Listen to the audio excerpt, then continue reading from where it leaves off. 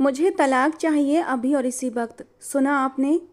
जो आज ही उसकी बीवी बनकर उसके रूम में आई थी, सोलह श्रृंगार की उसकी सेज सजाए बैठी थी, मुंह दिखाई में वो उससे तलाक मांग रही थी। तुम्हें क्या लगता है तुम आज की रात मुझसे तलाक मांगोगी और मैं तुम्हें तलाक दे दूंगा? समझ क्या रखा है तुमने मुझे? वो उसे बाजू से थामे पकड़कर झंझोड़ गया, जबकि रामिश का दिल पसलियां तोड़कर बाहर आने के लिए बेचैन हुआ। मैं आपसे कह रही हूँ, मुझे नहीं रहना आपके साथ, मुझे तलाक दें अर्जुन भाई। वो बेदिहानी में उसे भाई कह गई, जो कि उसकी बचपन की आदत थी। अगले ही पल अर्जुन उसके होंठों पर झुकता उसे इस बात की सजा दे गया था। वो बहुत जोर से मचली थी और बुरी तरह झटपटाते खुद को छुड़ाने की नाकाम कोशिश करते हिचकियां ले गई। अर्जुन उसे भाई का मतलब अच्छे से समझा था, पर हल्का सा कट देकर पीछे हटा था। आगे से अगर अपनी जबान को अर्जुन तक ही सीमित रखोगी तो अच्छा होगा। अपनी इस पुरानी आदत को भूल जाओ, वरना 9 महीने के बाद अपना बच्चा तुम्हारी कोख से पैदा करते तुम्हें अच्छी तरह समझाऊंगा कि मैं तुम्हारा क्या लगता हूँ।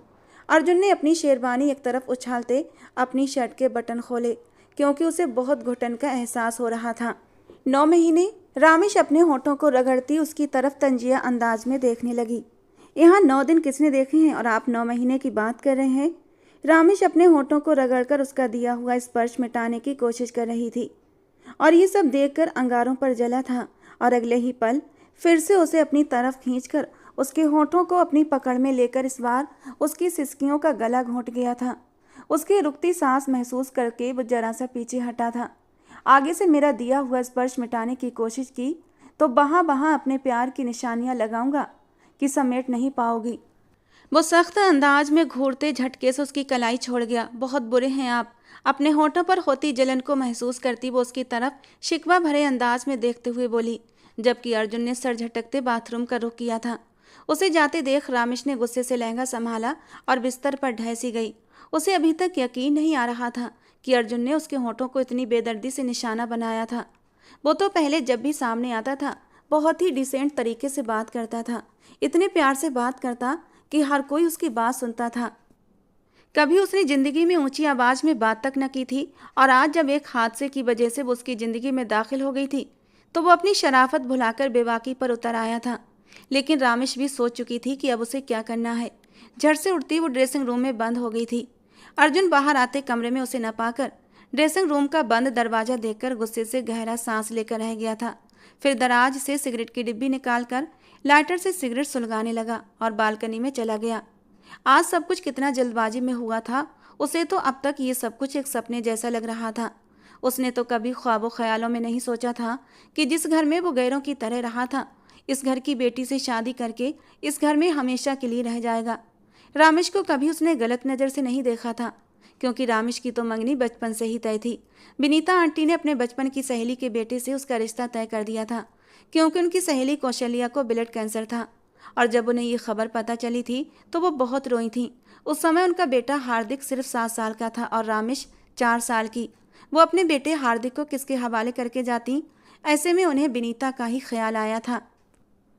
उन्होंने विनीता के सामने हाथ जोड़ दिए कि मेरे बेटे को अपना लो विनीता, मुझे पता है तुम्हारी गोद में उसे ममता का सुकून मिलेगा, तुम उसे कभी गैर नहीं समझोगी।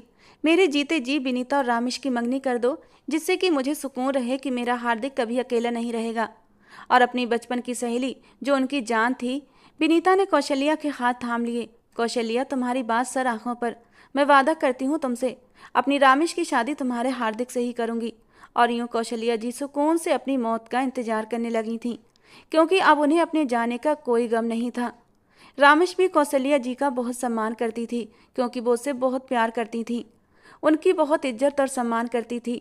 लेकिन हार्दिक से कभी फ्री ना हुई थी। इस मंगनी को उसने कोई इतनी अहमियत नहीं दी थी कि वो हार्दिक को लेकर कोई ख्वाब सजाती। लेकिन फिर भी उसने ये तो सोच लिया था कि उसकी शादी हार्दिक से ही होगी, और वो हार्दिक की है। और इसीलिए उसने कभी कहीं दिल लगाने की कोशिश भी नहीं की थी, क्योंकि उसका मानना था अगर वो हार्दिक की है तो हार्दिक की ही रहेगी, भले वो उसके लिए कुछ फील करती या ना करती। लेकिन ज़रूरी तो नहीं कि शादी से पहले मोहब्बत ज़रूरी हो, शादी के बाद भी मोहब्बत हो सकती है। यही सोचकर उसने अपने आप को सिर्फ हार्दिक के लिए बचा कर रखा था। लेकिन बहुत जल्दी एक कयामत टूटी थी। जब हार्दिक और रामिश की शादी का दिन आया तो रामिश के सारे सुकून और खुशियों को किसी की नज़र लग गई थी, क्योंकि बारात नहीं आई थी। हार्दिक किसी और लड़की से मोहब्बत करता था, इसीलिए वो घर छोड़कर चला गया। हार्दिक के पापा और हार्दिक की सौतेली माँ ने आगे बढ़कर अपने किए की माफ़ी मांगी थी, लेकिन रामेश का सामना न कर सके। रामेश की आंखों से आंसू फिसल पड़े थे। इस कदर बेइज्जती उसने कभी महसूस नहीं की थी। उसे ऐसा लगा जैसे उसे धुतकार दिया गया था, उसकी इज्जत को पैरों में रौंद दिया गया था। उसे हार्दिक से ये उम्मीद नहीं थी। अगर मैं उसे पसंद नहीं थी तो वो पहले ही मना कर देता। कोई जोर जबरदस्ती तो नहीं थी। वो वहीं पास पड़े सोफे पर बैठकर रो पड़ी थी और उसकी आंखों में आंसू देखकर रामेश के ताया विनोद जी तड़प उठे थे। उन्होंने हमेशा रामेश को अपनी बेटी से बढ़कर माना था, बहुत प्यार करते थे उसे। उसकी आंखों में आंसू देख ना पाए और तभी उन्होंने एक नज़र उठाकर कोने में खड़े अर्जुन की ओर देखा था। अब वही उनकी उम्मीदों का आखिरी सहारा था, लेकिन कहने की हिम्मत नहीं कर पा रहे थे। आखिर किस हक और किस रिश्ते से वो अर्जुन से कहते कि तुम आगे बढ़कर रामेश को संभाल लो, उसकी मांग में सिंदूर भरकर उसे अपने नाम कर लो। अर्जुन से उनका रिश्ता ही किया था, वो तो किसी और की अमानत था, और जब तक उसके असली माँ बाप नहीं मिल जाते वो उन्हें अमानत समझ कर ही संभाल रहे थे। अर्जुन बहुत छोटा था, लगभग 3 साल का, तब वो उसे एक स्टेशन पर मिला था। रोते हुए सीढ़ियों पर बैठा हुआ था। विनोद जी जो अपने घर वापस आ रहे थे, छोटे से बच्चे को देखकर तड़प उठे थे। उन्होंने आगे बढ़कर उसे गोद में उठा लिया था। उन्होंने इधर उधर आवाज भी लगाई। लोगों की भीड़ भी इकट्ठा हुई थी।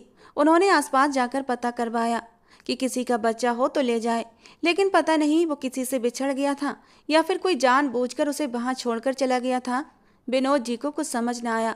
पहले सोचा कि पुलिस स्टेशन जाकर बच्चे को वहां छोड़ देता हूँ, उसके माँ बाप आएंगे तो खुद ही ले जाएंगे, लेकिन पता नहीं क्यों उनका दिल उस मासूम में अटकने लगा था। उन्होंने पुलिस स्टेशन जाकर खबर तो कर दी थी, लेकिन साथ ही इंस्पेक्टर से ये भी कह दिया कि ये बच्चा तब तक मेरे पास रहेगा जब तक इसके माँ बाप नहीं मिल जाते। अगर इसके माँ बाप आते हैं तो उन्हें खबर कर देना और वो मेरे पास से ले जाएंगे। उन्होंने अपना नाम पता सब कुछ पुलिस स्टेशन में दर्ज करा दिया था और यूं वो नन्हे से मासूम अर्जुन को घर ले आए थे, और तब से लेकर अब तक वो अर्जुन को किसी और की अमानत समझकर संभाल रहे थे कि पता नहीं कब उसके माँ बाप उसे लेने आ जाएं। उन्होंने अर्जुन की परवरिश में कोई कमी नहीं छोड़ी थी। उसे हमेशा अपने सगे बेटे की तरह पाला था। उनका अपना कोई बच्चा नहीं था। उन्हें अर्जुन में ही अपनी औलाद की झलक नजर आती थी। अर्जुन भी उन्हीं लोगों को अपना मानने लगा था। उसे तो अपने असली माँ बाप का चेहरा तक याद न था, फिर वो कैसे अपने असली माँ बाप का दुख मनाता। और जब रामेश पर यह मुसीबत पड़ी तो विनोद जी ने उसे एक नज़र उठाकर देखा था, और उनकी नज़रों में क्या कुछ नहीं था। अर्जुन एक नज़र में सब कुछ भाप गया था। और जब आगे बढ़कर विनोद जी ने उसके हाथों को थामते हुए रामेश से शादी करने के लिए कहा तो वो गुमसुम हो गया, लेकिन उनकी बात को मानते हुए उसने अपना सर झुका दिया था। लेकिन विनोद जी की पत्नी सुमित्रा जी ऐसा हरगिज नहीं चाहती थी। उन्होंने भी अर्जुन को अपने बेटे की तरह ही गोद में समेटा था। उनकी अर्जुन से बड़ी उम्मीदें थीं। उनकी ममता को सुकून मिला था अर्जुन से। वो तो मानती ही नहीं थी कि अर्जुन किसी और का बेटा है, वो उसे अपना ही बेटा मानती थी और उसके हवाले से न जाने कितने सपने सजा लिए थे। और जब विनोद जी ने ये फैसला किया तो वो गुस्से से बल खाकर रह गई थी, क्योंकि उन्होंने उसके लिए लड़की पहले ही देख रखी थी। उनके भाई की बेटी थी और सब जानते थे अर्जुन की शादी रोशनी से ही होगी, लेकिन किस्मत को कुछ और ही मंजूर था और कोई कुछ भी न कर सका। अर्जुन की जोड़ी तो रामेश के साथ बनी थी, तो फिर वो रोशनी को कैसे मिलता। अभी वो बालकनी में खड़ा आज के हुए हादसे के बारे में ही सोच रहा था। सिगरेट जलते हुए उसकी उंगलियों तक पहुंच चुकी थी। उसे जलन का एहसास हुआ तो जल्दी से सिगरेट छोड़ दी और जूते से मसल दी। उसने गहरा सांस लिया और ग्रिल पर हाथ रख दिए। ठंडी हवा के झोंकों ने काफी हद तक उसे सुकून दिया था। उसने नीचे झांक कर देखा तो नीचे रोशनी खड़ी थी। उसकी नज़रों का टकराव रोशनी की नज़रों से हुआ था। रोशनी की आंखों में आंसू थे, जिन्हें देखकर अर्जुन अपने होंठ भींच गया था और फिर खामोशी से पलटकर कमरे में आकर दरवाजा बंद कर लिया, जबकि रोशनी बेदर्दी से अपने आंसू पोंछते अंदर चली गई थी। उसने अंदर कमरे में कदम रखा तो अब बेड पर रामेश को लेटे पाया। वो कंबल को सर से लेकर पांव तक ओढ़े हुए थी। उसे बेड पर लेटे देख उसके लबों पर हल्की सी मुस्कान आई थी। वो भी लाइट बंद करता बेड की तरफ बढ़ा था, लेकिन उसकी मौजूदगी का एहसास करके रामेश करंट खाकर उठी थी। आप यहाँ नहीं सोच सकते? क्यों नहीं सो सकता? वो उसकी तरफ मुड़कर बोला। माथे पर कई बल पड़े थे। बस नहीं सो सकते आप यहाँ प्लीज, वो बेबसी से बोली। अपनी जबान को कंट्रोल कर लो रामेश, मैं बहुत बर्दाश्त कर रहा हूँ। अगर मुझे गुस्सा आ गया ना तो सारी रात सोचती रहोगी कि तुम मेरे बेड पर क्यों सोई। वो अपना तकिया जोर से पटकते आंखें मीच गया। मुझ पर गुस्सा ना करें अर्जुन भा। वो फिर से जबान के जौहर दिखाने लगी थी कि उसकी तेज घूरती निगाहों को महसूस करके एकदम चुप हो गई। रामेश, प्लीज चुप करके सो जाओ और मेरा दिमाग मत घुमाओ, वरना एक ही रात में एक से ज्यादा बार अपना हक ले लिया तो तुम सुबह चलने फिरने के काबिल भी नहीं रहोगी। वो आज ऐसी बेबाक बातें कर रहा था कि रामेश लाजवाब होती चुप हो गई। आखिर अर्जुन क्यों उसके साथ इस तरह की बातें कर रहा था? खैर, अगर कुछ करना होता तो वो बोलता नहीं, कर गुजरता।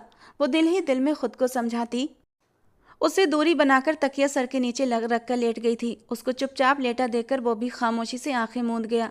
रामेश का चेहरा अर्जुन की तरफ ही था। हल्की रोशनी में वो उसका चेहरा देखने की कोशिश करने लगी। वो अपनी आंखें बंद किए लेटा था। 28 साल का अर्जुन बहुत ही खूबसूरत हैंडसम मर्द था। न जाने कितनी लड़कियों की नज़र उस पर थी। हालांकि विनोद जी ने ये सच्चाई किसी से नहीं छुपाई थी कि अर्जुन उनका अपना खून नहीं, बल्कि वो उसे कहीं से उठाकर लाए हैं। लेकिन फिर भी किसी को इस बात से कोई फर्क नहीं पड़ता था, बल्कि खानदान की लड़कियां तो इस बात को अपने लिए गौरव की बात मानती थीं कि अगर अर्जुन उनकी जिंदगी में आ जाए। वो था ही इतना हैंडसम, खूबसूरत और इंटेलिजेंट। उसने विनोद जी के बिजनेस को ऊंचाइयों पर पहुंचाया था। फिर यूं कहना गलत नहीं होगा कि उसके कदम बहुत ही शुभ साबित हुए थे सिंघानिया हाउस में। जिस दिन से वो आया था उनके घर में खुशियां ही खुशियां छाने लगी थीं। पैसे में, बिजनेस में दिन रात तरक्की होने लगी थी। और सुमित्रा जी तो अर्जुन को अपनी हथेली का छाला बनाकर रखती थीं। बेटा बेटा कहते उनका मुंह न रुकता। उनका इरादा था वो ऐसी बहू लेकर आएंगी जो उनके बड़े फैले बिजनेस को और भी चार चांद लगा दे। और इसीलिए उन्होंने अर्जुन की मंगनी रोशनी से की थी, जो उनकी सगी भतीजी थी। इस तरह उनके दो काम बन जाते। बहू के रूप में उनकी भतीजी उनके घर आ जाती, और दूसरा, रोशनी भी अपने माँ बाप की इकलौती थी। जो कुछ था उसी का था। लेकिन अर्जुन को कोई ज़्यादा फर्क नहीं पड़ता था। वो सुमित्रा जी का बहुत सम्मान करता था और उनकी बात सर झुकाकर मान जाता था। उसे फिलहाल शादी जैसे मामले में कोई दिलचस्पी नहीं थी। उसका तो पूरा ध्यान अपने बिजनेस पर था। उसने अपने होटल को वो दिन दूनी रात चौगनी तरक्की दी थी। उसका बिजनेस हवाओं से बातें कर रहा था, और उसकी ये कामयाबी देखकर जहां सुमित्रा जी खुश रहती, वहीं उनके कभी गरीब देवर की बेटी रामेश ने आकर उनकी खुशियों पर गिरहन लगा दिया था।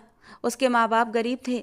विनोद जी ने अपने भैया भाभी की हालत को देखते हुए उन्हें अपने घर पर रखा हुआ था और अपने होटल में अपने साथ लगाए रखते थे, क्योंकि रामेश के पापा भी खुद विनोद जी पर बोझ नहीं बनना चाहते थे। सुमित्रा जी अभी तक गुस्से के मारे बल खा रही थीं। तभी विनोद जी अंदर दाखिल हुए तो वो उनकी तरफ घूमी। क्या सोचकर आपने अर्जुन की शादी रामेश से कर दी? आप जानते हैं ना, उसकी मंगनी मैं पहले ही तय कर चुकी हूँ, मेरे भाई की बेटी से। तो फिर आपने कैसे उन दोनों की शादी करवा दी? वो तेज अंदाज में बोली। तुम अपनी टोन को थोड़ा कम रखो। मेरे बेटे की शादी कर दी। आपने मुझे इस फैसले में शामिल करना जरूरी नहीं समझा, और मैं गुस्सा भी न करूं। वो उनके पास बैठती हुई धीमे अंदाज में बोली। अपनी जबान को कंट्रोल करोगी तो ज़्यादा सही रहेगा। पहली बात, वो तुम्हारा बेटा नहीं है, वो किसी की अमानत है। आज नहीं कल अगर उसके माँ बाप आ गए, उसे लेकर चले गए, तो तुम क्या कर लोगी? और फिर बचपन से लेकर हमने अब तक उसे पाला पोसा है, तो अब उसकी शादी की उम्र है। शादी कर दी तो कौन सा बड़ा अनोखा काम कर दिया मैंने? और फिर मेरे पास कोई ऑप्शन भी तो नहीं था। रामेश की इज्जत हमारी सबकी इज्जत है। अब बस बहस मत करो, मेरा सर बुरी तरह दुख रहा है। विनोद जी ने बैठ के किराउन के साथ टेक लगाते हुए कहा। ये शादी जरूरी थी या नहीं, लेकिन एक बात हमेशा याद रखना, मैं रामेश को अपनी बहू कभी स्वीकार नहीं करूंगी। और ये आपने कैसे कह दिया कि अर्जुन मेरा बेटा नहीं? इतना सा था जब आप उसे लेकर आए थे। अपनी ममता की छांव में समेटा था मैंने उसे। अपनी गोद में खिलाकर अपने बेटे की तरह पाल पोसकर बड़ा किया है। उसे अपने सीने से लगाकर अपनी ममता को सुकून दिया है। इस बार सुमित्रा जी की आंखों से आंसू आए थे। विनोद जी को एहसास हुआ उन्होंने कुछ ज़्यादा ही बोल दिया। देखो सुमित्रा, मेरी बात का गलत मतलब ना लो। हमें सच्चाई को मानकर चलना होगा तो ज़्यादा बेहतर रहेगा कि अर्जुन हमारा बेटा नहीं है। हाँ, मैं मानता हूँ अर्जुन के आने से हमारी सोनी जिंदगी में बहार आई है, लेकिन सच्चाई को झुठला नहीं सकते। सुमित्रा जी ने अपने आंसू पोंछे थे। ठीक है, आपने अपने मन की कर ली, लेकिन याद रखना, मेरे अर्जुन की बीवी सिर्फ रोशनी बनेगी। जबकि सुमित्रा जी का ये ख्याल सुनकर विनोद जी दंग रह गए थे। तुम होश में तो हो? क्या बकवास कर रही हो? अर्जुन की शादी हो चुकी है, और भले रामेश तुम्हारे लिए कोई अहमियत ना रखती हो, लेकिन वो मेरे भाई की बेटी है, मुझे बहुत प्यारी है। मैं उसके साथ कोई भी नाइंसाफ़ी बर्दाश्त नहीं करूँगा। इसे मेरी वार्निंग समझो तो ज़्यादा बेहतर होगा। वो गुस्से से कहकर उठकर बाथरूम में चले गए थे, जबकि सुमित्रा जी गुस्से के मारे अपनी मुट्ठियां भींच कर रह गई थीं। वो चुप तो हो गई थीं, लेकिन उनके इरादे बहुत खतरनाक थे। वो अर्जुन को देखते देखते सो गई थी। उसकी हल्की सांसों का एहसास करके वो अपनी आंखें खोलकर उसे देखने लगा। वो सोया नहीं था, बस आंखें बंद किए लेटा था। सोने का नाटक कर रहा था ताकि उसके सोने का एहसास करके रामेश सुकून से सो जाए। अभी कुछ ही दिन पहले की तो बात थी, वो कितना खुश थी। अपनी 18वीं सालगिरह मनाते हुए खुशी से तालियां बजा रही थी। वो छोटी सी मासूम लड़की थी जो अब अर्जुन की जिंदगी में शामिल हो चुकी थी। अर्जुन ने तो कभी रामेश को उस नज़र से नहीं देखा था, फिर कैसे ये सब कुछ हुआ उसे समझ नहीं आ रहा था। वो इसी घर में रहती थी, हमेशा उसकी नज़रों के सामने रही थी, लेकिन कभी अर्जुन ने उसे गलत नज़र से नहीं देखा था। वो हमेशा उसे भाई भाई कहकर बुलाया करती थी और वो भी तो उसे अपनी छोटी बहन की तरह ट्रीट किया करता था। लेकिन आज एकदम से रिश्ता बदल गया था और फिर वो उसके साथ कुछ शरारतें भी कर गया था। जब उसके भाई कहने पर उसने उसके होठों को अपनी कैद में लिया था, ये याद आते ही अर्जुन ने अपनी आंखें कसकर बंद की थीं। मुझे ऐसा नहीं करना चाहिए था। न जाने रामेश मेरे बारे में क्या सोचती होगी। अर्जुन दिल ही दिल में सोचता उसे देखने लगा। मुझे तलाक चाहिए। उसकी कही बात को याद करते हुए अपने होंठ सख्ती से भींच गया। ये डोज भी जरूरी थी अर्जुन। आज ही शादी हुई और आज ही उसे तलाक चाहिए। उसने अपने आप से बातें करते हुए सीधा होकर लेटा था कि अचानक ही रामेश ने करवट लेते हुए थोड़ा सा उसके करीब होकर अपना हाथ उसके सीने पर रखा था और अर्जुन का दिल एकदम से धड़का था। खुद पर काबू पाते उसने धीरे से उसका हाथ नीचे किया था, लेकिन अगले ही पल वो फिर से करीब हुई थी। इस बार अर्जुन ने थोड़ा गुस्से से उसके बाजू को झटका और उसकी नींद से भरी आंखें खुली थीं। क्या मुसीबत है? सोने दो मुझे। क्यों तंग कर रहे हैं? वो नींद में डूबी आवाज में बोली। मैं तंग नहीं कर रहा, तंग तुम मुझे कर रही हो। आखिर चाहती क्या हो? कि मैं तुम्हारे करीब आऊं, अपना हक वसूल करूं तुमसे? उसकी बात पर रामेश का दिल सहम गया। वो एक झटके से पीछे हटी थी। बकवास मत करो मेरे सामने। उसकी सारी नींद हवा हो चुकी थी। अगर मेरे करीब भी आए तो मैं क्या मैं अर्जुन ने उसकी बात को बीच में रोका था। मैं तुम्हारा गला दबा दूंगी। उसने किचकिचाते हुए अपने दोनों हाथ ऊपर किए थे, जबकि अर्जुन की हंसी पूरे कमरे में गूंज उठी थी। अपना साइज और अपनी उम्र देखी है, मेरे गले तक भी नहीं पहुंचोगी। वो उसकी छोटी हाइट और नाजुक से बदन को देखते हुए तंजिया अंदाज में हंसा था, जबकि रामेश खिसियानी सी होकर अपने होंठ काट कर रह गई थी।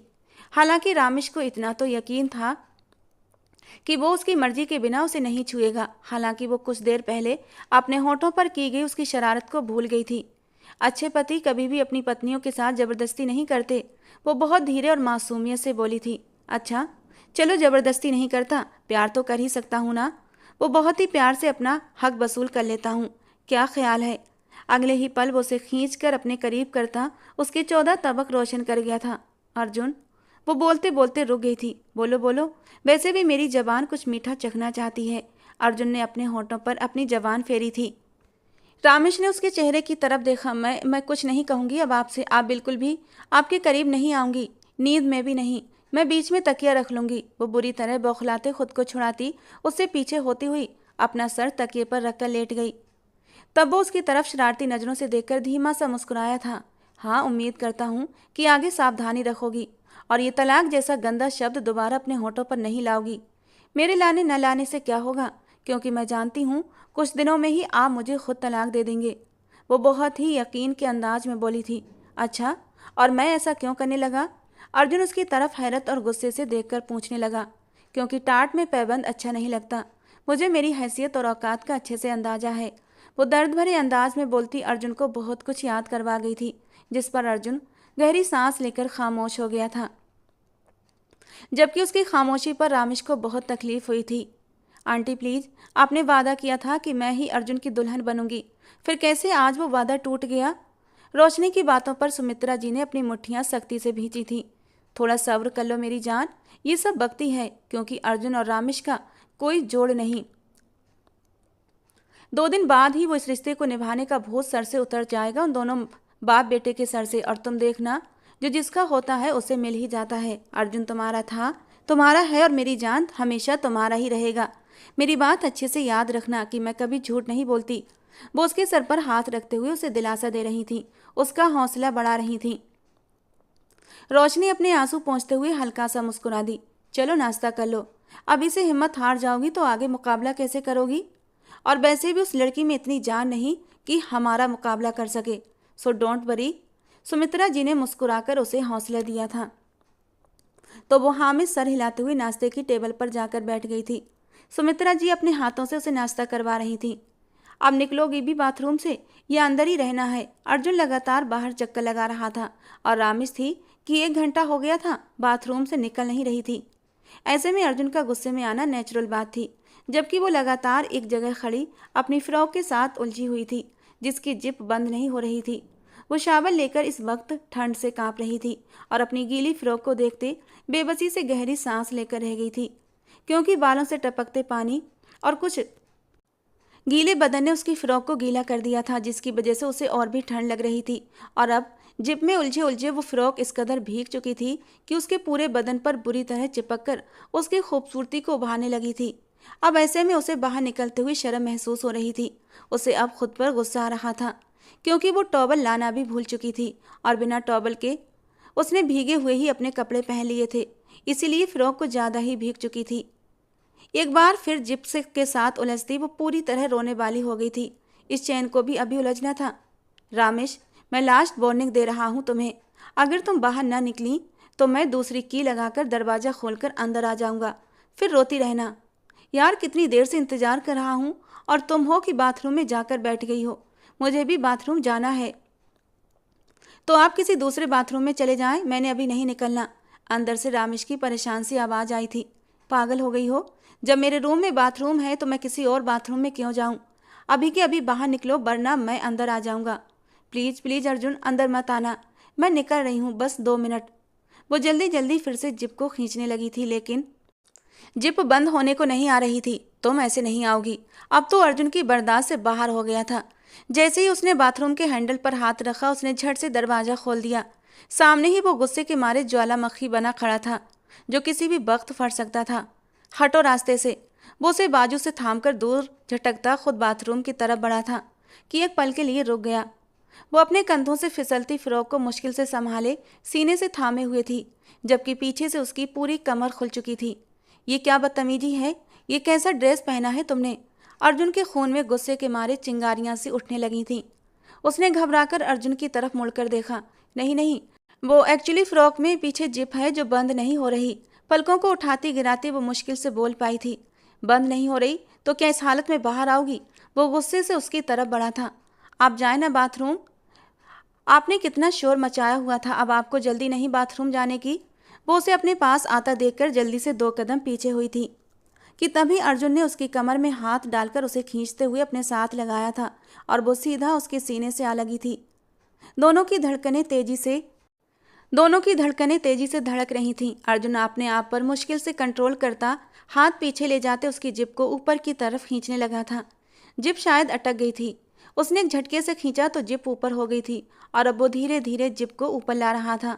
दोनों की नजरें एक दूसरे पर थीं। किसी ने भी पलकें नहीं झपकाई थीं। जिप बंद करते हुए अर्जुन की उंगलियां जरा सा उसकी कमर को छू गई थीं और रामेश के पूरे बदन में सरसराहट दौड़ गई थी। अगले ही पल वो बिना कुछ कहे बाथरूम में गुम हो गया था और जोर से दरवाज़ा बंद कर गया था। उफ, जालिम इंसान, कितना गुस्से वाला है। मेरी तो पहले ही इससे जान जाती थी, अब तो मैं इसकी बीवी बन गई हूँ। हर वक्त गुस्सा नाक पर रहता है इसके। मेरा क्या होगा? हे भगवान, बचा ले मुझे इस जालिम आदमी से। वो गहरा सांस भरकर रह गई थी। फिक्र क्यों करती हो? कौन सा ये रिश्ता हमेशा के लिए रहना है? सुमित्रा जी इतनी आसानी से इस रिश्ते को ख़त्म कर देंगी कि सांप भी मर जाएगा और लाठी भी नहीं टूटेगी। वो कड़वाहट से सोचते तंजिया मुस्कुराई थी। ड्रायर से अपने बालों को सुखाते वो आसपास से बेखबर हो गई थी। उसके लंबे घने सुनहरे बाल उसकी खूबसूरती का सबसे बड़ा हिस्सा थे और वो अपने बालों से इश्क करती थी और उनकी बहुत देखभाल भी करती थी। वो आसपास से बेखबर अपने बालों को संभाल रही थी कि अर्जुन कब उसके पास आकर खड़ा हो गया, उसे पता ही नहीं चला था। वो तो जब अर्जुन ने उसके हाथ से ड्रायर लिया तो वो चौंकी थी। सूख गया सब कुछ, अब हटो यहाँ से, वो मुंह बनाकर कहता अपने बाल सुखा रहा था। रामेश के माथे पर बल पड़े थे, लेकिन बिना कुछ कहे वापस पलटी। कहाँ जा रही हो? उसे दरवाजे की तरफ बढ़ता देखकर पूछने लगा। बाहर, और कहाँ? रुको, एक साथ चलते हैं। वो ड्रायर को तेजी से इधर उधर करता बोला।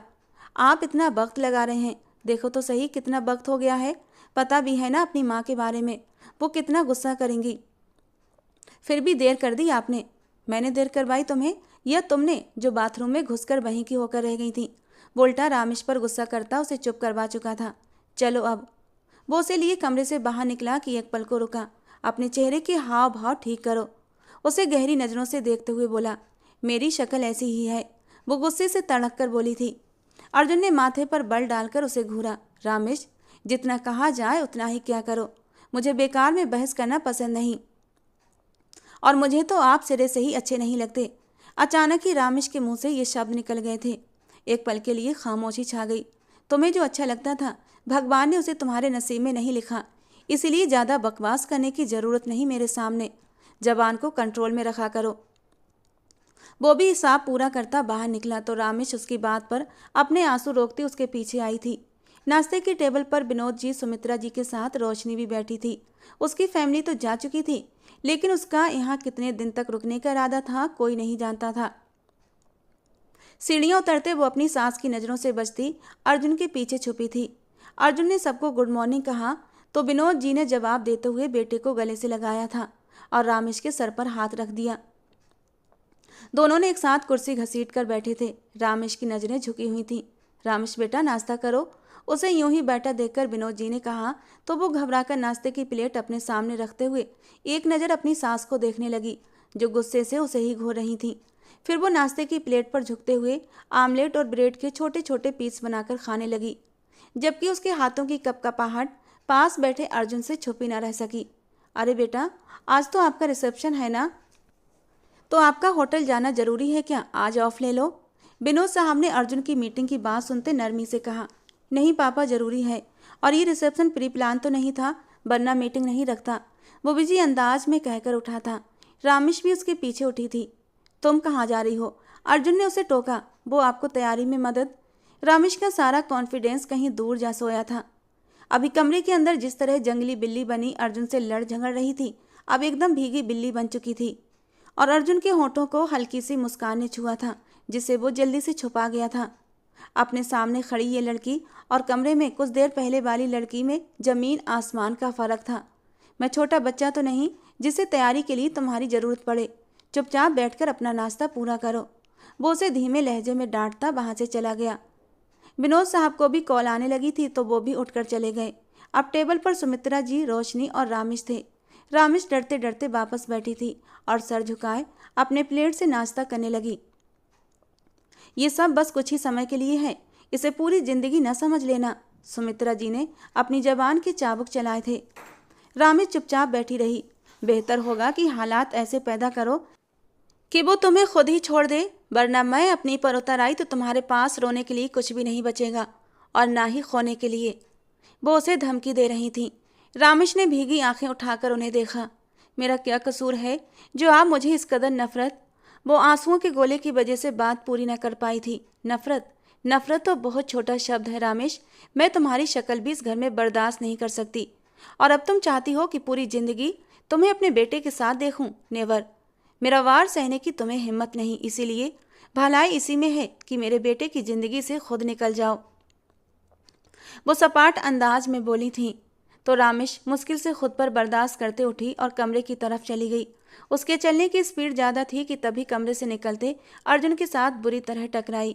अर्जुन ने उसे टकराकर पीछे गिरते देखा तो उसकी कलाई थामकर अपनी तरफ खींचकर सीधा अपने सीने से लगाया था। कौन से हवा के घोड़े पर सवार हो वो मैं? रामेश कोई बात नहीं कर पा रही थी। खुद उसकी ज़िंदगी से निकल जाओ तो बेहतर है, वरना मेरा वार सहने की ताकत तुम में नहीं। वो होंठ भींचे एक तरफ को हटती अर्जुन को जाने का रास्ता दे गई। उम्मीद करता हूँ कोई गड़बड़ नहीं करोगी, सुकून से रहोगी और सबको सुकून से रहने दोगी। वो धीमे लहजे में कहता सीढ़ियाँ नीचे उतर गया, जबकि वो उसकी पीठ को देखकर रह गई थी। आपकी माँ मुझे सुकून से रहने दे तो रहूँगी ना, वो गुस्से से सोचती हुई कमरे में दाखिल हुई थी। एक अजीब से दोराहे पर जिंदगी ले आई थी उसे। ना वो आगे बढ़ पा रही थी और ना ही पीछे हट सकती थी। रिसेप्शन की पार्टी अर्जुन ने अपने ही होटल में अरेंज करवाई थी। सारे इंतजाम खुद ही देखे थे। इतने शॉर्ट नोटिस पर वो खुद ही कुछ कर सकता था। स्टेज को ओरिजिनल फ्लावर से सजाया गया था। अर्जुन ने चेहरे पर मुस्कान सजाई, जिसे अभी कुछ ही देर में रामेश छीनने वाली थी। वो स्टेज पर दुल्हन बनी बैठी अर्जुन के साथ थी। एक कमसिन अप्सरा लग रही थी, जिसके हुस्न की तारीफ हर कोई कर रहा था, और रोशनी गुस्से के मारे बल खा रही थी। खूबसूरत तो वो भी थी, लेकिन वो अर्जुन की ही उम्र की थी। लड़कियों की शादी की उम्र के लिए 28-29 साल उम्र कम नहीं होती। हालांकि इस उम्र तक लड़कियों की शादियां हो जाती हैं, लेकिन रोशनी सिर्फ अर्जुन की वजह से हर रिश्ते से इनकार कर रही थी और अर्जुन था कि शादी के लिए नहीं मान रहा था। इसलिए सुमित्रा जी ने बस मंगनी पर ही सब्र किया था। लेकिन उन्हें क्या पता था कि शादी का सपना सपना ही रह जाएगा और वो रामेश के हिस्से में लिख दिया जाएगा। अब रामेश और अर्जुन को देखकर वो गुस्से के मारे अंदर ही अंदर खौल रही थी। रामेश तो अर्जुन से 10 साल छोटी थी और कमसिन बीवियां किसे न भाती। रामेश की सारी सहेलियां उसे छेड़ रही थीं, लेकिन वो उनकी बातों का कम ही जवाब दे रही थी। नैना, मुझे रूम में जाना है। अचानक से वो अपनी एक दोस्त के कान में घुसकर बोलती उसे चौंका गई थी, तो वो उसे लिए स्टेज से नीचे उतरी और अंदर कमरे की तरफ बढ़ी। रामेश का दिल बुरी तरह धड़क रहा था। अभी अभी वो जो कुछ करने का सोच रही थी, उसे सोच कर ही उसकी जान निकली जा रही थी। न जाने उसके इस कदम को उठाने के बाद अर्जुन का क्या रिएक्शन होगा। कहीं उसे जान से ही न मार दे, लेकिन उसे ये सब करना था। इसके अलावा उसके पास कोई दूसरा चारा भी तो नहीं था। वो बाथरूम से बाहर निकली, फिर नैना के साथ चलती स्टेज की तरफ जा रही थी कि एक पल को उसने नैना का हाथ छोड़ा। सब तरफ नजर दौड़ाई और अगले ही पल सामने से आते अर्जुन को देखा। अभी जो थोड़ी देर पहले वो बहुत कुछ सोच रखी थी, अर्जुन से क्या क्या बोलना है, सारे शब्द जैसे कहीं खोसे गए थे। सबकी नजरें उन दोनों पर उठी थीं। सुमित्रा जी धमाके का इंतजार कर रही थीं, लेकिन रामेश की खामोशी उन्हें गुस्सा दिला रही थी। मुझे आप सबके सामने अर्जुन से कुछ बात करनी है। उसकी बात पर सबने शौक भरी निगाहों से उन्हें देखा था। जो भी कहना सोच समझ कर कहना। बंद कमरे में की गई गलती की माफी है, सबके सामने की गई बदतमीजी की माफी नहीं मिलेगी तुम्हें, बल्कि उल्टा सजा मिलेगी। वो उसके करीब होता उसके इरादे शायद भाप चुका था, इसलिए बहुत ही धीरे से सरगोशी के अंदाज में बोला था, जबकि रामेश का रोम रोम सुलग उठा था। मैं आपसे डरती नहीं, समझे आप? उसने गुस्से से घूरकर अर्जुन को देखा था और फिर गहरा सांस लेकर अपने अंदर हिम्मत जमा करते हुए बोली थी, मुझे अर्जुन के साथ नहीं रहना, मुझे आपसे तलाक। बकवास बंद करो रामेश। वो उसके करीब होता उसकी कलाई सख्ती से थाम गया था। रामेश का खून सिमट कर चेहरे पर आया था। दिल ही दिल में वो अर्जुन से बुरी तरह डरी थी। छोड़े मुझे। वो उसे कलाई से थामे हॉल से बाहर ले जाने लगा। सबने हैरत और बेयकीनी से उन दोनों को देखा था, जो अब हॉल से बाहर निकल चुके थे। अर्जुन उसे होटल के पीछे साड़ ले आया था, जहां इस वक्त अंधेरा था और कोई भी नहीं था। वहां उसका हाथ झटक कर उसने छोड़ा था। वो गोल घूमती उसके सामने आकर खड़ी हुई थी और डर के मारे उसे देखने लगी, जो उसको खतरनाक नजरों से घूर रहा था। क्या बकवास कर रही थी वहां पर, बताओ मुझे। वो बोला नहीं बल्कि दहाड़ा था। रामेश ने डर के मारे अपनी आंखें बंद कर ली थीं। आंखें खोलो और मेरी बात का जवाब दो, वो उसे कंधों से पकड़कर चिल्लाया। उसके पास अर्जुन की बातों का कोई जवाब नहीं था। वो सिसकी भरती उसकी काली आंखों में देखने लगी। बोलो वरना जान ले लूंगा तुम्हारी। आज पहली बार वो अर्जुन को इस कदर गुस्से में देख रही थी। मैंने सबके सामने आज आपसे, वो आगे कह नहीं पा रही थी। बोलो ना, रुक क्यों गई? वो दांत चबाते उसे बोलने पर उकसा रहा था। मुझे नहीं रहना आपके साथ, मुझे अलग होना है आपसे। आपको मुझे छोड़ना होगा वरना। रामेश भी अब बिना झिझके अपनी टोन में वापस आई थी। वरना क्या? वरना मैं सबको चीख चीख कर बताऊंगी कि आप नामर्द हैं। आपका मुझसे कोई भी रिलेशन नहीं बना। आप मुझे सेटिस्फाई ही नहीं कर सके, इसीलिए मुझे आपसे तलाक चाहिए। वो बेधड़क बिना रुके बोलती चली गई थी और फिर एकदम रुक गई। अपने अंजाम की भी परवाह नहीं थी। उसे ये तक पता न था कि जिस इंसान के बारे में बात कर रही है वो सामने ही खड़ा है। बिल्कुल खामोशी से वो सख्त निगाहों से घूर रहा था, जबकि अब अपने कहे हुए शब्द याद करके रामेश का पूरा शरीर कांपने लगा था, क्योंकि वो जानती थी अब अर्जुन उसे नहीं छोड़ेगा। हालांकि वो तो उसे डराने के लिए, उसकी गैरत पर वार करने के लिए ये बात कह रही थी। शायद अर्जुन को कुछ गैरत आ जाए और वो अपनी बदनामी के डर से उसे छोड़ दे, क्योंकि बात झूठी हो सच्ची अगर एक बार मुंह से निकल जाए तो वो आग की तरह फैल जाती है। यही तो सुमित्रा जी चाहती थीं। उसकी गंभीर खामोशी पर उसने लरजते हुए अर्जुन की आंखों में देखा। ऐसा लगा जैसे वक्त थम गया हो। वो 2 कदम उसके करीब होते सपाट अंदाज में उसे देखने लगा। Deal done. तुम जाओ अंदर और सबके सामने ये बात कह दो। अर्जुन वादा करता है तुमसे, तुम्हें 2 दिन के अंदर अंदर अपनी जिंदगी से निकाल दूंगा। वो उसे साफ लफ्जों में कहता उसकी सांसें खींच गया था। चलो। उसकी कलाई खींचता आगे बढ़ा कि एक पल को रुका। रामेश उसके सीने से आ टकराई। लेकिन याद रखना, अगर ना कह सकी तो आज की रात मैं बहुत अच्छे से साबित कर दूंगा कि मैं कितना मर्द हूं और किस किस अंदाज से तुम्हें सेटिस्फाई करूंगा कि तुम सोच भी नहीं सकोगी। आखिरी चांस दे रहा हूं, जाओ बोलो सबके सामने और हो जाओ आजाद, बचा लो खुद को मुझसे। वो एक एक शब्द पर जोर देते बोल रहा था। रामेश की आंखें भीगती जा रही थीं। वो उसे सख्ती से कलाई से थामे हॉल की तरफ लाया था, जबकि उसकी टांगों से जान निकल रही थी। वो चाह कर भी सबके सामने ऐसे शब्द इस्तेमाल नहीं कर सकती थी। उनके वापस लौटने पर सबकी निगाहें उन पर जा टिकीं। अर्जुन ने लब भींचे उसे देखा, जिसका चेहरा सफ़ेद हुआ पड़ा था। बोलो, वो धीमे मगर सख्त अंदाज में बोला। रामेश की सांसें गहरी हुई थीं, उसकी जबान चिपक चुकी थी। इतनी बड़ी बात वो सिर्फ अर्जुन के सामने ही बोल पाई थी। वो भी न जाने कैसे उसके मुंह से निकल गया था। भरी महफिल में अपने पति पर इल्जाम लगाना, वो भी उस सूरत में जब उसकी बारात न आई थी और उसने उसे अपनाकर बदनामी से बचाया था। आज वो सबके सामने उसे बदनाम कैसे कर देती। उसका सर तेजी से घूमने लगा था। वो अपनी सास की बातों को याद करने पर मजबूर हुई थी। अगर तुमने आज के दिन मेरे बेटे से अलग होने का फैसला न लिया तो तुम्हें भरी महफिल में बदनाम कर दूंगी। मेरे अर्जुन से दूर हो जाओ, बेशक उस पर इल्ज़ाम लगाओ। हम जानते हैं रात भर वो तुम्हारे करीब नहीं आया, इसलिए इल्ज़ाम लगा दो कि वो नामर्द है। उसे अपने कानों में अर्जुन की आवाज़ सुनाई दी। सबके सामने ये शब्द कह दो, अर्जुन का वादा है तुम्हें तलाक दे देगा।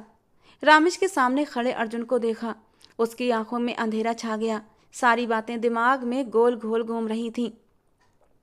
अगर ना कह सकी तो आज की रात बहुत अच्छे से साबित कर दूंगा कि मैं कितना मर्द हूं और किस किस अंदाज में तुम्हें आज सेटिस्फाई करूंगा, तुम सोच भी नहीं सकोगी। आखिरी चांस दे रहा हूं तुम्हें, जाओ बोलो और हो जाओ आज़ाद, बचा लो खुद को मुझसे। और अगर फिर अगले ही पल वो चकरा कर गिरी थी, लेकिन अर्जुन की बाहों ने उसे संभाल लिया था। वो पहले ही जानता था रामेश में इतनी हिम्मत नहीं कि वो इस तरह की कोई बात सबके सामने कह सकती, लेकिन उसने अर्जुन के सामने भी ये शब्द कैसे बोले, वो गुस्से के मारे खौल रहा था। उसके कहे गए शब्दों का हिसाब तो उसे आज रात देना ही पड़ेगा। आंटी, वो लोग अभी तक घर नहीं आए, न जाने कहाँ हैं, कहीं वो एक दूसरे के करीब ना हो जाएं। इस वक्त वो वापस हवेली आ चुके थे। उन सबको वापस आए 2 घंटे से ऊपर का वक्त हो चुका था, लेकिन अर्जुन और रामेश अभी तक नहीं लौटे थे। अर्जुन उसे बेहोशी की हालत में उठाए हॉल से जो बाहर निकला था तो अभी तक नहीं लौटा था। विनोद साहब, आप अर्जुन से पूछे ना वो कहाँ है, अभी तक वापस क्यों नहीं आया। विनोद जी को अंदर आता देख सुमित्रा जी ने बेचैनी से पूछा। मौसम खराबी की वजह से वो रामेश को अपने फार्म हाउस पर ले गया है। Farm house? लेकिन क्यों? वो भड़की। क्यों? क्यों का क्या मतलब? उसका दिल किया तो ले गया। होटल से फार्म हाउस करीब पड़ता था तो वहीं ले गया, और रामेश उसकी बीवी है, वो ले जा सकता है जहाँ चाहे जब उसकी मर्जी हो। वैसे भी उसकी तबीयत ठीक नहीं थी। मेरे ख्याल से रात बहुत हो गई है, आप लोगों को भी अब आराम करना चाहिए। वो दोनों को एक तेज निगाह से देखते अपने कमरे की तरफ बढ़ गए थे। देखा आंटी आपने, अब वो वहाँ फार्म हाउस में एक दूसरे के करीब हो जाएंगे और हम यहाँ हाथ पर हाथ धरे बैठे रह जाएंगे। रोशनी रो पड़ी थी। पता नहीं इस लड़की ने वो सब क्यों नहीं कहा जो मैंने उसको बोला था। हालांकि मुझे पूरा यकीन था आज वो अर्जुन की जिंदगी से निकल जाएगी, पर वो लड़की तो बोलने से पहले ही बेहोश हो गई। बाहर बहुत जोरों की बारिश हो रही थी। इस वक्त वो खुद को बेबस महसूस कर रही थीं। अगर वो हवेली आ जाती तो वो कुछ न कुछ करके दोनों को दूर कर देती, लेकिन अब मजबूरी थी। वो गुस्से के मारे अंदर ही अंदर बल खा रही थीं, जबकि रोशनी लगातार आंसू बहा रही थी। लगभग 1 घंटे के बाद उसे होश आया था। वो कसमसाकर उठी, अपना सर थामे उसने सामने सोफे पर टांग जमाए बैठे अर्जुन को देखा, जो गहरी लाल अंगारा आंखों से उसे ही देख रहा था, बल्कि देख कम घूर ज़्यादा रहा था। उसके हाथ में आधी जली सिगरेट का टुकड़ा था, जबकि सामने ही ढेरों जली सिगरेट के टुकड़े एस्ट्रे में और कुछ बाहर पड़े थे। वो लगातार 1 घंटे से सिगरेट फूंक रहा था। रामेश का दिल धक से रह गया था। उसे अपनी जल्दबाजी पर गुस्सा आया। उसे होश में आकर भी होश में नहीं आना चाहिए था। चुपचाप बेहोशी का ड्रामा करे पड़ी रहती तो ज़्यादा अच्छा होता, लेकिन अब तो वो होश में आ चुकी थी और अर्जुन ने भी उसे होश में आते देख लिया था। रामेश का दिल धड़कने लगा था, सांस सीने में अटकने लगी थी। एक बार फिर से उसे अर्जुन के कहे हुए शब्द याद आए थे तो वो डर के मारे जल्दी से बेड से उतरी और हिम्मत करके दरवाजे की तरफ भागी थी, लेकिन दरवाज़ा लॉक था। वो बार बार हैंडल को घुमा रही थी। आंखों से आंसू टूटकर गालों पर गिर रहे थे। अचानक ही जोर से बिजली कड़की तो वो कानों पर हाथ रख गई। इस वक्त उस पर सिर्फ अर्जुन का डर समाया हुआ था कि वो बुरी तरह लरज रही थी। अर्जुन ने झटके से पकड़कर उसे अपनी तरफ खींचा था, लेकिन वो दरवाजे के पास सिमट गई। नहीं प्लीज, मारना नहीं। उसे लगा अर्जुन उसे मारेगा, लेकिन वो ये नहीं जानती थी कि अर्जुन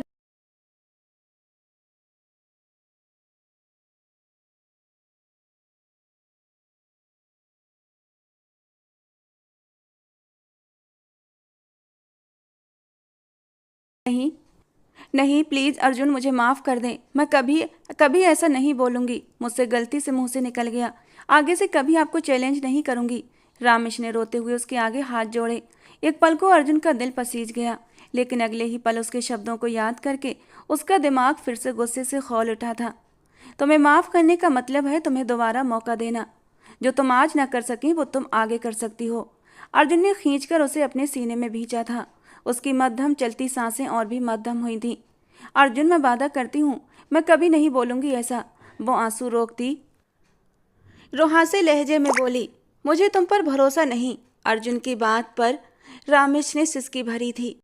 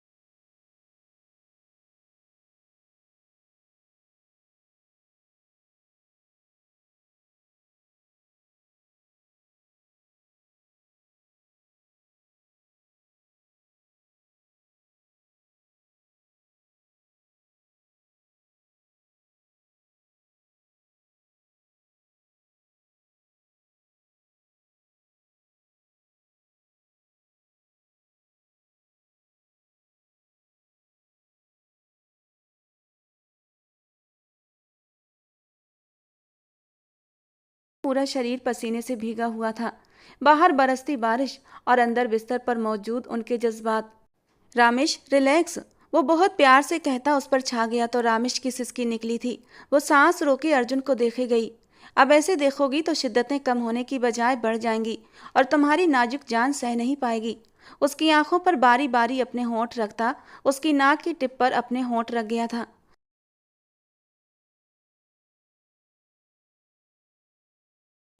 नहीं कर रहा यार, और तुमने ही तो कहा था कि मैंने तुम्हें सेटिस्फाई नहीं किया, तो बस वही कर रहा हूँ। एक आंख बिंक करता वो उस पर छाता चला गया था, जबकि रामेश की सिसकियां बढ़ने लगी थीं। और इन सिसकियों की मध्यम आवाज सुनकर अर्जुन और भी मदहोश होता उसको अपनी बाहों में समेटता चला गया था। जब वो उसे बेहोशी की हालत में बाहों में उठाकर फार्म हाउस लेकर आया था, तब उसने यही सोचा था कि आज रामेश को सजा जरूर दूंगा। आज उसने मेरी मर्दानगी को ललकारा है। अपना जुनून, अपनी शिद्दतें उस पर ऐसे लुटाऊंगा कि वो मुझसे पनाह मांगेगी। लेकिन उसका डरा सहमा रूप देखकर अर्जुन का सारा गुस्सा हवा हो चुका था। वो इतना डर रही थी कि अर्जुन को खुद को नॉर्मल करना पड़ा। वो पहली बार उसके करीब जा रहा था और अपनी संगत का डर उस पर सवार नहीं करना चाहता था। उसने बहुत प्यार से रामेश को अपनी बाहों में समेटा था। धीरे धीरे अपने होंठों से छूकर उसे रिलैक्स करने की कोशिश की थी और धीरे धीरे उसके नरम एहसास में रामेश का दिल भी नए अंदाज में धड़कने लगा था। उसे अर्जुन की संगत में सुकून मिलने लगा था और अगले ही पल उसने अपना आप ढीला करके उसकी बाहों में छोड़ दिया था। और जैसे ही अर्जुन को महसूस हुआ कि उसने अपना पूरा वजूद उसकी बाहों में ढीला छोड़ दिया है, तो फिर अर्जुन ने एक गहरी सुकून भरी सांस ली थी। और आगे उसकी पूरी रात बहुत ही खूबसूरत और हसीन गुजरी थी। रोशनी पूरी रात सो न सकी थी। उसने दिल के हाथों मजबूर होकर अर्जुन के नंबर पर 3-4 बार कॉल भी की थी, लेकिन उसका नंबर बंद था। रात भर रोने से उसकी आंखें सूज गई थीं। सुबह सुमित्रा जी को देखती वो उनके पास आई थी, जो किचन की तरफ जाकर नाश्ते की तैयारी के लिए नौकरानी से कहने वाली थी, आंटी अर्जुन नहीं आया, वो उसके साथ अपना रिश्ता शुरू कर लेगा। रोशनी हिचकियों से रो रही थी। तो अब क्या मातम मनाऊं? वो भी रात भर ठीक से सो नहीं पाई थी। ऊपर से फिर रोशनी की वही बातें, वो परेशान होने लगी थी। आंटी आप ये क्या बोल रही हैं? आप भी तो नहीं चाहती कि कहीं रामेश और अर्जुन एक हो जाएं? सुमित्रा जी ने उसकी बात काटी और गहरा सांस भरकर कहा, तो क्या करूं? मैं चाहती थी कि वो एक ना हो, लेकिन हो गए तो क्या करूं? अपना सर दीवार पर दे मारूं या खुद को ख़त्म कर लूं? कुछ बातें भगवान की तरफ से भी हो जाती हैं रोशनी, और हम चाहे जितनी भी कोशिशें कर लें बदल नहीं सकते, क्योंकि हम भगवान से नहीं लड़ सकते। अगर अर्जुन और रामेश एक हो गए हैं तो उन्हें फिर कोई जुदा नहीं कर सकता। इसीलिए भलाई इसी में है, जैसा चल रहा है उसे चलने दो। सुमित्रा जी ने गुस्से भरे अंदाज में कहा, आंटी आप इतनी जल्दी बदल जाएंगी मुझे अंदाजा नहीं था। वो आंसू पोंछती जख्मी अंदाज में बोली और फिर अंदर की तरफ बढ़ गई, जबकि सुमित्रा जी वहीं खड़े खड़े उसे जाता देखती रहीं। उन्हें तो बस एक ही फिक्र थी कि कहीं रामेश अर्जुन को सब कुछ सच सच न बता दे। वो नहीं चाहती थी अर्जुन उनसे बदगुमान हो जाए। सुबह आँख खुली तो रामेश को यूं लगा जैसे वो हवाओं में है। घबराकर एकदम आँख खोली तो नजरों के सामने अर्जुन का चेहरा लहराया। उसके चेहरे पर बहुत गहरी और शरारती मुस्कान थी। अर्जुन उसे लिए बाथरूम में आया था। रामेश ने घबराकर अर्जुन को देखा। देखो, मैंने अपनी प्यारी सी बीबी के लिए नहाने का कितना अच्छा इंतजाम किया है। सामने बाटब मौजूद पानी में गुलाब की पत्तियां तैरती देखकर रामेश हैरान रह गई थी। अर्जुन, आप इतना रोमांटिक मिजाज के इंसान हैं मुझे नहीं पता था। मैं तो आपको बहुत ही बोर टाइप का इंसान समझती थी। रात वाले पल याद करके और अब बाथरूम में ये सब देखकर उसकी पलकें लरज उठी थीं। तो अब तो पता चल गया ना कि कैसा हूँ। तुम जल्दी से नहा लो, फिर मैंने भी नहाना है। वो उसे बाथरूम में छोड़कर बाहर निकला था। वो हल्का सा मुस्कुराते हुए कपड़े उतारकर बाथरूम में मौजूद बाथ टब में बैठ चुकी थी, लेकिन उसे अंदाजा नहीं था अगले ही पल अर्जुन भी बाथरूम में आ गया था। उसे बाथरूम में देखकर रामेश की जान अटकी थी। आप क्यों आए हैं? पहले मुझे तो नहाने। उसकी बात अधूरी रह गई थी जब अर्जुन अपनी शर्ट उतारता हुआ बाथ टब में बैठ चुका था। उसने खींचकर रामेश को अपनी गोद में बिठाया था। आप बहुत बेशर्म। उसकी बात पूरी होने से पहले ही अर्जुन ने उसके होंठों से शब्द चुराए थे। पति अपनी प्यारी सी पत्नी के लिए ऐसे ही होते हैं। उसने उसे अपने सीने में भींचा था, जबकि रामेश ने उसके सीने में सर छुपाया था।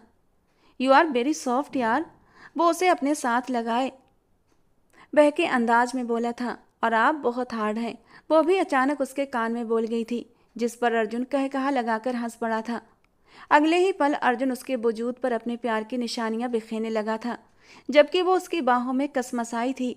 नहीं अर्जुन, प्लीज यहाँ नहीं। क्यों? मैं जहाँ चाहूँ जैसे चाहूँ तुम्हें प्यार कर सकता हूँ। ये कहकर वो उसके साथ एक बार फिर से सारी हदें पार कर गया था। फिर वो उसके कान के पास हल्का सा सरगोशी के अंदाज में बोला था, आप बताओ, आप हुई सेटिस्फाई या फिर कुछ और भी? अभी वो कुछ और कहता कि रामेश ने उसके होठों पर उंगली रख दी थी। नहीं अर्जुन प्लीज, मेरी तौबा जो आगे से कभी ऐसी बात भी कहूँ। आप बहुत बुरे हैं। वो घबराकर जल्दी से उसके सीने में अपना सर छुपा गई थी। वो उसे लिए कमरे में आया था और एक पैकेट उसकी तरफ बढ़ा दिया। ये लो, जल्दी से पहनकर तैयार हो जाओ। ये क्या है? खोल कर देख लो। और जब उसने खोल कर देखा तो उसमें मौजूद सामान देखकर वो शर्म से पानी पानी हुई थी। अरे आप तो बड़े ही बेशर्म हैं। लो भाई, इसमें बेशर्मी वाली क्या बात है?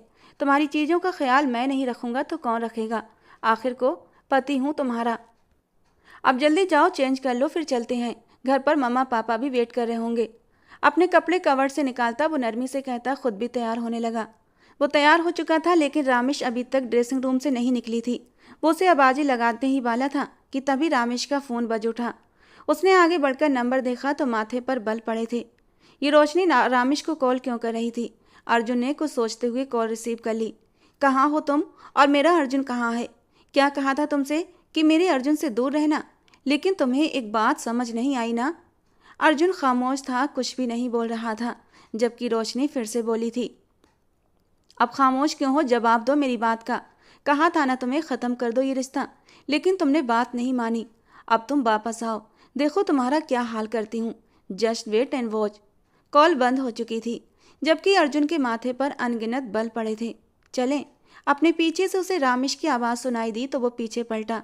उसके दिए गए ड्रेस में वो बहुत खूबसूरत लग रही थी।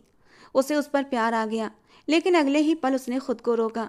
वो उससे इतना बड़ा सच छुपाएगी, अर्जुन को यकीन नहीं आ रहा था। क्या हुआ? अच्छी नहीं लग रही? वो थोड़ा परेशान होते हुए बोली थी। यहाँ आओ मेरे पास। रामेश थोड़ा झिझकी और उसके करीब हुई।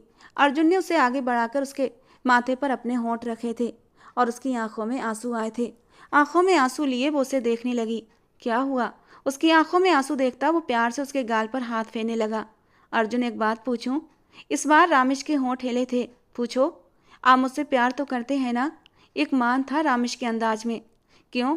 रात के गुजरे पल के बाद भी ये पूछने की गुंजाइश बनती है, वो शरारती अंदाज में कहता उसके होठों पर उंगलियां फेरने लगा था।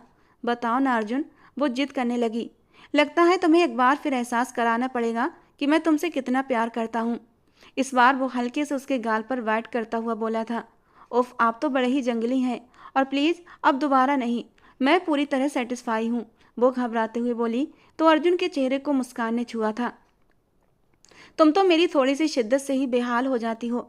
अगर पूरी तरह जुनून में आ गया तो मुझे सह नहीं पाओगी। अर्जुन, उसने डरी हुई निगाहों से अर्जुन को देखा था। अच्छा बाबा, मजाक कर रहा था। ऐसा मजाक मत क्या करें, मेरी नन्ही सी जान डर जाती है। रामेश ने डरते हुए कहा। अच्छा बाबा सॉरी, चलो घर चलते हैं। मम्मा का कई बार फ़ोन आ चुका है, तुम्हारा पूछ रही थी। वो उसे गाड़ी में बिठाते खुद ड्राइविंग सीट पर आया था। अर्जुन, हम घर की बजाय कहीं और चलें। उसके चेहरे पर डर की परछाइयाँ थीं। क्यों? घर क्यों नहीं जाना? वो गाड़ी स्टार्ट करते हुए बोला। नहीं, वो बस ऐसे ही। वो अपनी उंगलियों को चटकाते हुए बोली। अर्जुन ने एक नज़र उसे देखा और फिर सारा ध्यान ड्राइविंग पर लगा दिया, जबकि दिमाग से रोशनी की बातें नहीं जा रही थीं। इस वक्त वो सभी ड्राइंग रूम में बैठे थे। विनोद जी ने रामेश की तबीयत का पूछा तो सर झुकाकर हाँ हूँ में जवाब देने लगी, जबकि रोशनी की तेज निगाहें उस पर थीं। उसका ड्रेस चेंज था और काफ़ी कीमती भी। जिस तरह वो सर झुकाए अर्जुन की किसी बात पर शर्माते हुए उसे देख रही थी, रोशनी के दिल पर बिजलियां सी गिर रही थीं। वो अपने दिमाग में प्लानिंग करती वहां से उठ गई। मोबाइल फ़ोन पर किसी से बात करते वो अब नफरत से अपने गंदे खेल को अंजाम देना चाहती थी। तुम्हारे हाथ की चाय बहुत पसंद है मुझे, प्लीज़ बनाकर ले आओ बेटा। विनोद जी ने कहा तो वो जल्दी से उठी। जैसे ही वो किचन में आई तो रोशनी ने उसे आड़े हाथों लिया था। बहुत शौक है ना तुम्हें अर्जुन की बाहों का हार बनने का? देखो मैं तुम्हारे साथ क्या करती हूँ। तुम अब अर्जुन के साथ संबंध रखने पर पछताओगी, रोशनी ने उसे नफरत से कहा था। रामेश की आंखें आंसुओं से भरने लगी थीं। तभी उसकी सास सुमित्रा जी वहां आई। अर्जुन से कोई बात तो नहीं हुई तुम्हारी? उन्होंने खोजती निगाहों से रामेश को देखा। नहीं, कोई बात नहीं हुई। वो घबराकर बोली, रिश्ता बना लिया अर्जुन से? उन्होंने सर से लेकर पांव तक उसे जांचती नजरों से देखा था। रामेश ने शर्माकर सर झुका लिया। उसकी हालत को देखते हुए सुमित्रा जी ने गहरा सांस लिया था। ठीक है, सब बातें भुलाकर तुम भी अर्जुन के साथ अपनी जिंदगी में आगे बढ़ो, वो मुंह बनाकर कहती बाहर निकल गई थी। और रामेश को तो अपने कानों पर यकीन न आया कि उसकी सास उसे स्वीकार कर चुकी थी। इस ख्याल ने उसके दिल से एक बोझ सरका दिया था। थैंक यू भगवान जी, लगता है अब सब कुछ ठीक हो जाएगा, वो चाय बनाते हुए सोच रही थी। फिर सबको चाय देने लगी। रात के खाने पर रोशनी ने मीठे की फरमाइश कर दी। वो भी रामेश के हाथ की रसमलाई खानी थी। वो इतनी मोहब्बत और मीठे अंदाज में बोली थी कि रामेश मना नहीं कर पाई, लेकिन नहीं जानती थी कि रोशनी उसके लिए गड्ढा खोदे बैठी है। अभी वो रसमलाई बनाकर फ्रिज में रख रही थी कि किचन में किसी की मौजूदगी का एहसास जागा। वो मुस्कुराकर पलटी तो किसी अजनबी को देखकर रुक गई। कौन है आप? रामेश की कांपती आवाज पर वो मुस्कुराया था। तुम्हारा आशिक। इतना कहते हुए उसने रामेश का हाथ पकड़ लिया था। रामेश ने शोर मचाने के लिए मुंह खोला कि उस इंसान ने रामेश के मुंह पर हाथ रख न चाहा और छुड़ाने में उसका हाथ कांच के जग को जा लगा और वो नीचे गिरता जमीन पर बिखर गया।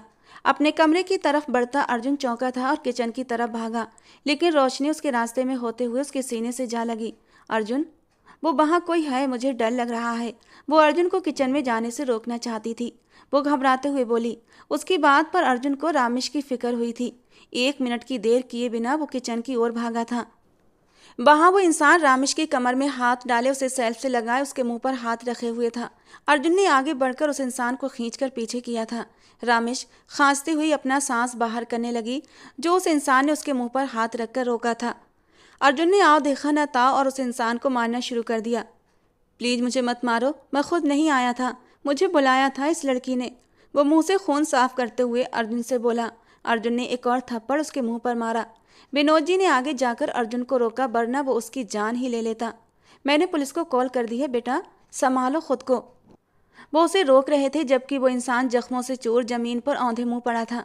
पुलिस का सुनकर रोशनी का दिल सूखे पत्ते की तरह कांपा था। अर्जुन फिर से उसे मारने बढ़ा कि सुमित्रा जी ने अर्जुन को रोका। मैं इस इंसान को नहीं छोड़ूंगा। इतने में नौकरानी ने पुलिस के आने की खबर दी तो वो उसे गर्दन से खींचता हुआ बाहर लाया था। पुलिस ने उसे अपनी हिरासत में ले लिया। मैं खुद नहीं आया था, मैं बेकसूर हूँ, मुझे छोड़ दो, मुझे तो इस लड़की ने बुलाया था। उसने रोशनी की तरफ इशारा किया। रोशनी डर के मारे कांपने लगी थी, माथे पर पसीने की बूंदें चमकने लगी थीं। अर्जुन उसकी तरफ बढ़ा। मुझे अंदाजा नहीं था कि तुम इस हद तक गिर जाओगी। अर्जुन की ऊंची दहाड़ पर वो बुरी तरह सहम कर पीछे हटी थी। मेरी बीबी को कुछ भी हो जाता तो यकीन करो तुम्हारी जान ले लेता, अर्जुन उसे गुस्सीली आवाज में बोला था, जबकि रोशनी ने शिकवा भरे अंदाज में उसे देखा था। इससे पहले मैं कुछ कर गुजरूं, यहाँ से चली जाओ और दोबारा इस घर में कदम मत रखना, वो गुस्से भरे अंदाज में बोला। बेटा वो तुम्हारी, इसीलिए इसकी इज्जत बचाने की कोशिश कर रहा हूँ मम्मा, वरना अभी इसी वक्त पुलिस के हवाले करने में देर नहीं लगाता। अर्जुन ने लब खोलते हुए रोशनी की तरफ गुस्सीले अंदाज में देखा। सुमित्रा जी ने उसे जाने का इशारा किया तो वो वहां से निकली। अर्जुन उसे पुलिस के हवाले कर देता तो वो क्या करती? अपनी जान बच जाने पर वो भगवान का धन्यवाद करती बाहर आई थी। सुमित्रा जी ने उसे ड्राइवर के साथ उसके घर रवाना कर दिया था। मुझे माफ़ कर दें, आज के बाद ऐसा कुछ नहीं करूँगा। वो इंसान भी हाथ जोड़ता माफ़ी मांग रहा था। विनोद जी ने सारा इशारा कर दिया कि इसे यहाँ से लेकर जाओ। पुलिस उसे लेकर चली गई थी। अर्जुन रामेश का हाथ थामे रूम में आया था। उसके चेहरे को थाम कर उसे रिलैक्स करने की कोशिश कर रहा था। तुम ठीक तो हो ना? हाँ मैं बिल्कुल ठीक हूँ। अब उसे बाकी रामेश ठीक लग रही थी। ठीक है तो फिर चलो। रोमांस के कीड़े बहुत तेजी से मचल रहे हैं, इन्हें भी शांत करना जरूरी है। ये कहते कहते उसने शरारत से कहते हुए अपने हाँप कर रामेश कांपने लगी थी। नहीं प्लीज अर्जुन, तुमने रात से और सुबह तक मेरी हालत खराब कर दी है, अब नहीं। जबकि अर्जुन ने उसे अपनी बाहों में समेटा था। जब वो तुम्हें धमकियां दे रही थी तो तुम मुझे बता नहीं सकती थी? अर्जुन ने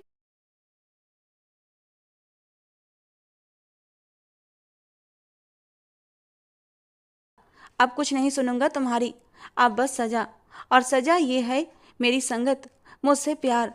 वो उसे अपने करीब करता बोला, जबकि रामेश अपना चेहरा हाथों में छुपा गई और फूट फूट कर रो पड़ी।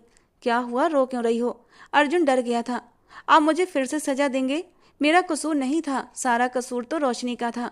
उसी ने मुझे ये सब करने के लिए उकसाया था, वरना मैं आपकी मर्दानगी पर कभी चैलेंज न करती। फिर आप मुझे सज़ा क्यों दे रहे हैं? क्या मतलब? क्या ये सज़ा मैं रोशनी को दूं? पागल लड़की, मेरी संगत, मेरी ये खूबसूरत नाजुक पल सिर्फ तुम्हारे लिए है। मेरा पागलपन, मेरा जुनून, मेरी शिद्दतें, मेरी ज़िंदगी, सब कुछ तुम्हारे लिए है। वो उसे अपने सीने से लगा गया था। लेकिन आपने तो अब तक ये भी नहीं बताया कि आप मुझसे प्यार करते हैं या नहीं। रामेश की सुई फिर से वहीं जाकर टूटी थी। वो लफ्ज़ों में अपनी मोहब्बत का इजहार चाहती थी और अर्जुन उसे उतना ही तड़पा रहा था। प्यार करने दोगी तभी बताऊंगा ना कि कितना प्यार करता हूँ। वो लाइट बंद करता उसके लिए बिस्तर पर आया था। वैसे आज किस अंदाज में तुम्हें सेटिस्फाई करूँ कि तुम्हें पता चल सके अर्जुन तुमसे कितना प्यार करता है। वो उसकी नाक के साथ अपनी नाक रब करता बोला। नहीं, मैं समझ गई, आप बहुत प्यार करते हैं मुझसे, वो शर्माते हुए बोली, जबकि अर्जुन का एक जोरदार कह कहा गूंजा था और वो शर्माकर उसके सीने में अपना सर छुपा गई थी। सुबह नाश्ते की टेबल पर सब लोग खुशी खुशी माहौल में नाश्ता कर रहे थे जब चौकीदार ने आकर बताया कि कोई औरत आपसे मिलना चाहती है। विनोद जी ने पूछा, कौन औरत है? अंदर लेकर आओ। चौकीदार एक औरत को अंदर लेकर आया था। वो फटे पुराने कपड़े पहने हुए थी और चेहरे से बीमार लग रही थी। वो आते ही विनोद जी के पैरों में गिर गई और रोते हुए बोली, मेरे बेटे को बचा लीजिए साहब, मेरा उसके सिवा कोई नहीं है। उसने सिर्फ अपनी माँ की दवा के लिए छोटा सा गुनाह किया था। मेरा बेटा बुरा नहीं है, वो बहुत अच्छा है। मेरी दवा के लिए उसने उस लड़की की बात मानी थी और आपके घर में घुस आया। उसे पुलिस से बचा लें साहब। विनोद जी ने उसे सहारा देकर उठाया। तभी औरत ने गौर से विनोद जी को देखा और जैसे पत्थर सी हो गई थी। वो बोली, आप वही हैं ना जो उस दिन रेलवे स्टेशन की सीढ़ियों से मेरे बच्चे को उठाकर लाए थे? ये सुनकर विनोद जी, सुमित्रा जी, अर्जुन भी चौंके थे। विनोद जी ने कहा, हाँ मैं वही हूँ, तुम कौन हो? वो औरत बोली, साहब वो मेरा बेटा था। मैंने उसे जानबूझकर सीढ़ियों पर नहीं छोड़ा था, मेरी मजबूरी थी, इसीलिए उसे वहाँ छोड़ना पड़ा, क्योंकि मेरा बेटा भूख से तड़प रहा था। मैं खुद बीमार थी और दूसरे बच्चे को भी जन्म देने वाली थी। मेरे पति ने मुझे घर से निकाल दिया था क्योंकि वो एक नंबर का जुआरी और शराबी था। मैंने सोचा कि कोई भला आदमी उसे अपना लेगा और वो आप ही थे। कहाँ है मेरा बेटा? मुझे एक बार दिखा दे। विनोद जी ने अर्जुन की तरफ इशारा किया था। औरत ने अर्जुन को देखा और कांपते कदमों से उसके पास आकर उसका चेहरा छूने लगी। अगले ही पल वो उसे गले लगाकर फूट फूट कर रो पड़ी। अर्जुन की आंखों में भी आंसू आए थे। भले उसे अपनी असली माँ का चेहरा याद नहीं था, लेकिन फिर भी वो उसकी सगी माँ थी। विनोद जी और सुमित्रा जी का दिल उदासी से भर गया था। सुमित्रा जी की आंखों में तो आंसू आ गए थे कि शायद अब अर्जुन उनसे छिन जाएगा। उस औरत ने कहा, मैं आपसे अर्जुन को लेने नहीं आई, ये आपका ही बेटा है। बस कभी कभी से देखने की इजाज़त मिल जाए तो मेरे दिल को सुकून मिलेगा। सुमित्रा जी ने उसकी बात सुनकर उसका हाथ थाम लिया और कहा, मैं तुम्हारी बहुत एहसानमंद हूँ बहन, तुमने मेरी ममता की लाज रख ली। अर्जुन ने उसी दिन रोहित को जेल से रिहा करवा दिया था और उसे एक अच्छी नौकरी पर लगा दिया। उसने अपनी माँ का इलाज करवाया और कभी कभी उनसे मिलने भी जाता। लेकिन असल में तो विनोद जी और सुमित्रा जी ही उसके माँ बाप थे, जिनके पास उसे सुकून मिलता था। एक दिन रामेश ने अर्जुन के कंधे पर हाथ रखा और उसके गाल को चूम लिया। उसने मुस्कुराते हुए कहा, क्या बात है, आज बड़ा ही प्यार आ रहा है, क्योंकि तुम सबका ख्याल रखते हो, लेकिन अफसोस तुम मेरे दिल का ख्याल नहीं रखती। पता भी है, पूरे 2 दिन हो गए तुम मेरे पास नहीं आई।